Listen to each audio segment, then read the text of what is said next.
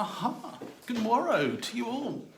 Welcome to week 2 of Lent, where we have been meandering through the Gospel of Matthew.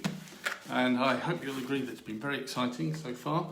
Matthew has been introducing the Jews, and in turn us, about who Jesus really is. All the excitement and all the stories around his birth, all the concepts of where he came from, and how he was God's chosen one. And this is all good stuff because it's introducing us to Jesus. And we finish that week with Jesus' move into the ministry for the first time really with the Sermon on the Mount.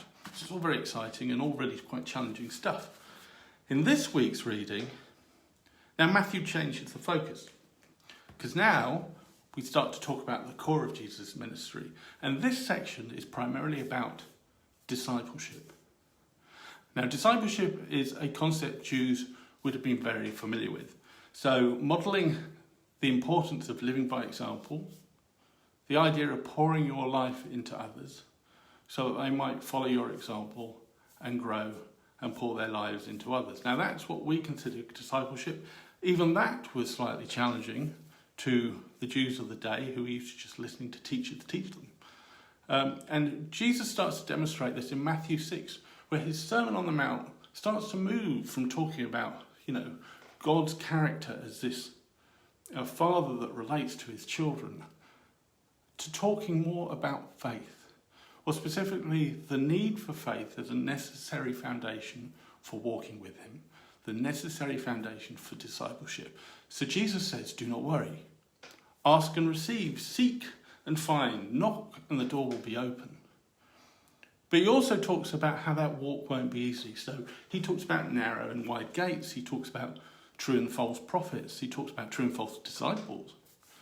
He talks about building your faith on firm sands. These are foundations to our walk with God. And even as we see Jesus move into performing miracles once he's off the mount after his sermon, these are not really signs and wonders for the masses.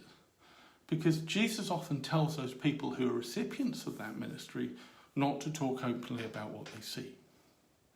This is more for his disciples. This is about them. This is about them listening, watching him, and hopefully learning. Now, interdispersed with all of this are more warnings about the cost of discipleship. So, foxes have dens, birds have nests. The Son of Man has no place to lay his head. And then finally, when we reach the end of chapter 9, Jesus introduces the idea that it's not just about sitting and listening and absorbing. It is that.